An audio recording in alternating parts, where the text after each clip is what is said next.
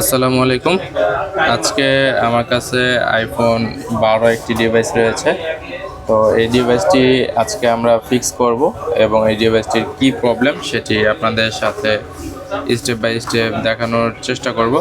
যে একটি আইফোন যদি আপনার কাছে ডেড কন্ডিশনে আসে সেক্ষেত্রে আপনি কী স্টেপ ফলো করবেন এবং কীভাবে এই ডিভাইসগুলি রিপেয়ার করবেন।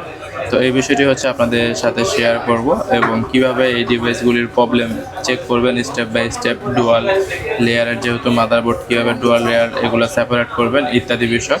তো চলুন আপনাদের সাথে ভিডিওটি শেয়ার করি এবং কীভাবে প্রবলেমটি ফিক্স করি সেটা দেখানোর চেষ্টা করি। ইনশাল্লাহ আপনাদের এই ভিডিওটি অনেক উপকারে আসবে যারা হয়তো বা আমাদের টেকনিশিয়ান লাইনে জিএসএম ভাইরা আছেন। তো চলুন আমরা ভিডিওটি শুরু করি এবং আপনাদেরকে দেখানোর চেষ্টা করি কীভাবে আমরা ডিভাইসটি ফিক্স করি।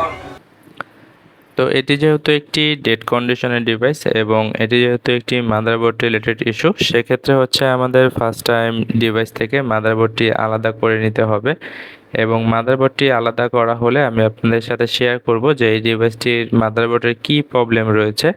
তো দেখুন এখানে হচ্ছে মাদারবোর্ডটি টোটাল আপনার ফুল শর্ট হয়ে আছে। তো এই শর্টটি হচ্ছে আমাদের মূলত রিমুভ করতে হবে, আর এটি হচ্ছে আপনার মূলত ভিডিডি মেইন একটি শর্ট। তো আইফোনের ক্ষেত্রে হচ্ছে আপনার ভিপিএস লাইনকে ভিডিডি মেইন বলে। তো এই ডিভাইসের ভিডিডি মেইন শর্টটা আমি যেহেতু শর্ট পেয়েছি সেক্ষেত্রে হচ্ছে আমি বাইরে খোঁজার ফার্স্ট টাইম চেক করব যে বাইরে কোথাও টেস্ট পয়েন্ট রয়েছে কিনা। তো এখানে দেখুন আমরা এই 4টি টেস্ট পয়েন্টই হচ্ছে আপনার শর্ট পাচ্ছি। তো এই ডিভাইসটির এই শর্ট সেক্টরেই আমি হচ্ছে ভোল্টেজ ইনজেক্ট করব এবং দেখার চেষ্টা করব কোথায় হিট হচ্ছে। তো আমি এই ডিভাইসটি যখনই ভোল্টেজটা ইনজেক্ট করলাম, এটার হিটটা হচ্ছে আপনার মাদারবোর্ডের ভিতর সাইডে। তো ফার্স্ট টাইম হচ্ছে আমাদের এখন মাদারবোর্ডের যেই পার্টিশনটা রয়েছে লেয়ারটা সেটি হচ্ছে রিমুভ করে দুটি মাদারবোর্ড হচ্ছে আমাদের আলাদা করে নিতে হবে। কেননা এখানে হচ্ছে আপনার এপি বোর্ড এবং আরএফ বোর্ড দুটি মাদারবোর্ডেই হচ্ছে আপনার এই ভিডিডি মেইন লাইন যেটি ভোল্টেজ সেটি আছে, অর্থাৎ আপনার ভিপিএস লাইনের ভোল্টেজটি রয়েছে। তো হতে পারে এটা আপনার আরএফ বোর্ডে শর্ট অথবা এপি বোর্ডে শর্ট। তো যেহেতু আমরা এখন মাদারবোর্ডটি রিমুভ করে নিয়েছি, তো এখন হচ্ছে আমরা মাদারবোর্ডটি রিল্যাক্সে চেক করতে পারবো যে আমাদের কোন মাদারবোর্ডের শর্ট রয়েছে। এটা হচ্ছে আপনার নেটওয়ার্ক সাইটে না সিপিইউ সাইটে। তো এখন হচ্ছে আমরা পাওয়ারের যেই ম্যানেজমেন্টের মাদারবোর্ডটি রয়েছে সিপিইউর সাইট, এখানে যদি আমরা কানেকশন দেওয়ার চেষ্টা করি ডিসি দিয়ে, তো এখানেই দেখুন আমরা শর্টটা পাচ্ছি, অর্থাৎ আমাদের আরএফ বোর্ড ওকে আছে। আমাদের মূল প্রবলেম হচ্ছে এই বোর্ডে। তো এই বোর্ডটাতে আগে হয়তো বা কোনো কাজ করা হয়েছিল এবং কাজ করার পর যে কন্ডিশনটা দেখতে পাচ্ছি মাদারবোর্ডের খুবই বাজে কন্ডিশন। তো সবসময় ভাই সবাই চেষ্টা করবেন যাতে করে একটি মাদারবোর্ড ক্লিন করে সুন্দরভাবে কাজ করা যায়, সেক্ষেত্রে দেখতেও সুন্দর লাগে এবং নিজের কাছেও একটি শান্তি অনুভব হয়। তো যাই হোক, চলুন এখন আমরা এখানে হচ্ছে দুটি ক্যাপাসিটারের শর্ট পেয়েছি এবং এই ক্যাপাসিটারগুলি হচ্ছে আপনার ভিডিডি মেইন লাইনের ক্যাপাসিটার।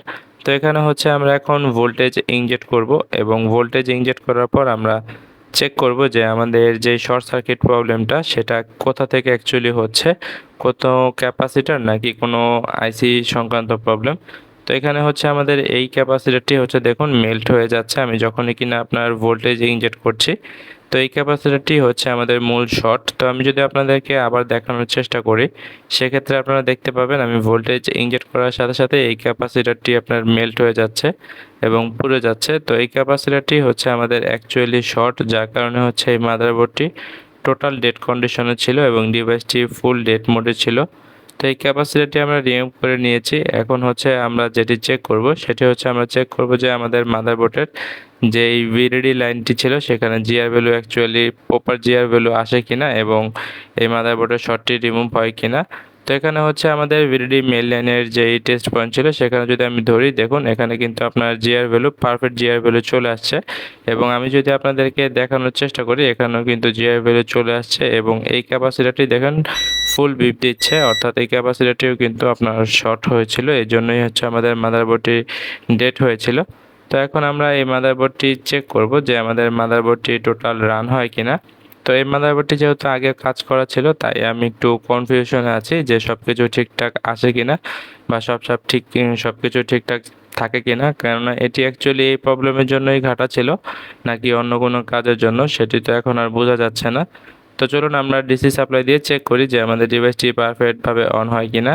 তো তো দেখুন আলহামদুলিল্লাহ আমাদের এটির ডিসির যেই সেন্সিং আছে সেটি কিন্তু আপনার পারফেক্ট সেন্স নিচ্ছে এবং ডিভাইসটির অ্যাপেল লোগো চলে আসছে। তো আলহামদুলিল্লাহ আমাদের ডিভাইসটি পারফেক্টভাবে রানিং হয়ে গিয়েছে, টাচ এ টু জেড সব কিছু কাজ করছে।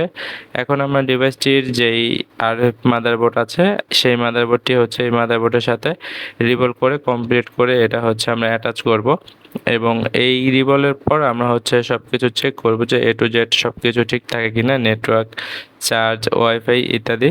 তো এখানে হচ্ছে আমাদের ফার্স্ট টাইম ক্লিন করে নিতে হবে রিবলের জন্য এবং ক্লিন করার পর এখানে হচ্ছে আমরা 150 বা 138 বল পেস্ট দিয়ে আমরা এই রিংটা রিভলভ করে নেব যাতে করে ইজিলি এই মাদারবোর্ডগুলি অ্যাটাচ হয়ে যায়। তো আইফোনের যে লেয়ারগুলি থাকে এখানে হচ্ছে আপনার 138 বা 150 এই বল পেস্টগুলাই হচ্ছে আপনার টেম্পারেচারের, এই বল পেস্টগুলাই ইউজ করা বেটার, কেননা এর সাথে হচ্ছে আপনার দেখা যায় নিচে ওয়াইফাই আইসি থাকে, বেসব্যান্ড আইসি থাকে, বেসব্যান্ড পাওয়ার থাকে। তো সেই কারণে দেখা যায় আপনার হিটের পরিমাণ যদি বেশি হয়ে যায় সেক্ষেথে আইসিগুলি ড্রাই সোল্ড হতে পারে। তারপর হচ্ছে আপনার বিভিন্ন ধরনের প্রবলেম তৈরি হতে পারে, যেমন হচ্ছে আপনার মডেম ফার্মওয়্যার থাকবে না, ওয়াইফাই অ্যাড্রেস এনে হয়ে যাবে এবং এগুলো ইত্যাদি কাজ করবে না। সেক্ষেত্রে দেখা যায় আপনার পুনরায় এই মাদারবোর্ডটি আবার খুলে দেখা যায় আইসিগুলি রিবল করতে হবে এবং ইত্যাদি এগুলো আপনার ফিক্স করতে হবে, তারপর হয়তো বা এই প্রবলেমগুলি সলভ হবে। তো মোটামুটি আমাদের রিং কমপ্লিট হয়ে গিয়েছে পরিষ্কার করা। এখন আমরা হচ্ছে এই রিংটি বল করার জন্য এখানে বল পেস্ট দিয়ে নিয়েছি।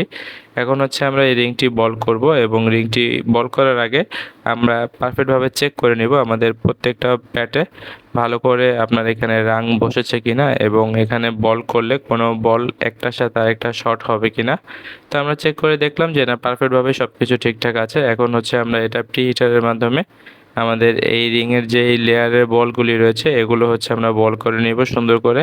তো আমাদের পারফেক্টভাবে প্রত্যেকটা রিংয়ের যে বলগুলি রয়েছে সব কিছু কিন্তু আপনার সুন্দর মতো বল হয়ে গিয়েছে।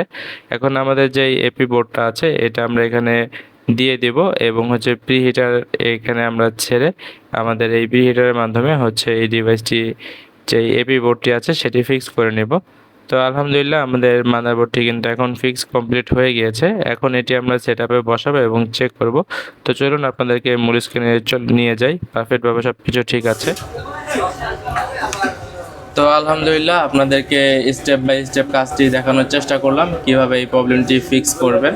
তো আমি একটি রিকোয়েস্ট রাখবো আপনাদের কাছে, আমি চাইবো যে এই ভিডিওগুলি শেয়ার করে দিবেন, কেননা অনেকেই এই বিষয়গুলি জানে না, যার কারণে দেখা যায় অনেক কাস্টমারের ডিভাইসগুলি ডেট হয়ে যায় চিরতরে। তো এই ভিডিওগুলি শেয়ার করলে হয়তো বা দেখা যায় আপনার নতুন যারা জিএসএম ভাই আছে আমাদের তাদের উপকার আসবে এবং তারা স্টেপ বাই স্টেপ ফলো করে কিভাবে প্রবলেমগুলি ফিক্স করবে এই বিষয়গুলি তারা জানতে পারবে। তো ডিভাইসটি আমি মোটামুটি সব কিছুই ফিটিং করে রেখেছি এবং এখন আমরা ডিভাইসটি অন করব। তো দেখুন ডিভাইসটি কিন্তু এখন আইপ্যালের লোগো চলে আসছে এবং ডিভাইসটি অন হওয়ার পর্যায়ে চলে যাচ্ছে এবং ডিভাইসটি আশা করি প্রপার অন হবে এবং সব কিছু ঠিকঠাক থাকবে। তো এই ভিডিওতে আমি দেখানোর চেষ্টা করেছি কিভাবে একটি আইফোন আপনার কাছে আসলে স্টেপ বাই স্টেপ আপনি এ থেকে জেড পর্যন্ত চেক করবেন এবং ডিভাইসটি ফিক্স করবেন ইত্যাদি। তো দেখুন আলহামদুলিল্লাহ আমাদের ডিভাইসটি কিন্তু এখন কমপ্লিটলি সব কিছু রানিং হয়ে গিয়েছে, টাচ এবং এভরিথিং নেটওয়ার্ক চলে আসছে, সব কিছু কাজ করছে। এই দেখুন গ্রামীণ ফোন এবং ফুল নেটওয়ার্ক আছে, যেটা কিনা হচ্ছে আইফোনের সেপারেটর খোলার পরে এই প্রবলেমগুলি অনেকটা সময় দেখা যায় যে সিম পায় না, ওয়াইফাই পায় না। তো এটা হচ্ছে আপনার ডুয়াল লেয়ার যদি পারফেক্টভাবে রিবল না হয় সেক্ষেত্রে এই প্রবলেমগুলি হতে পারে। তো আজকের মতো এখানেই, আমি চেষ্টা করেছি কিছু যাতে শেখানো যায় এই ভিডিওতে, সেভাবে ভিডিওটি তৈরি করার জন্য। আপনাদের ভালো লাগলে অবশ্যই শেয়ার করে অন্যদেরকে দেখার সুযোগ করে দিবেন, কেননা জ্ঞান আসলে মানুষের মধ্যে ছড়িয়ে দেওয়ারই একটি জিনিস, জ্ঞান লুকিয়ে রাখার কিছু নাই। আমি শিখি, আপনিও শিখেন, সবাই শিখি। তো আজকের মতো এখানেই, সবাই ভালো থাকুন, আল্লাহ হাফেজ।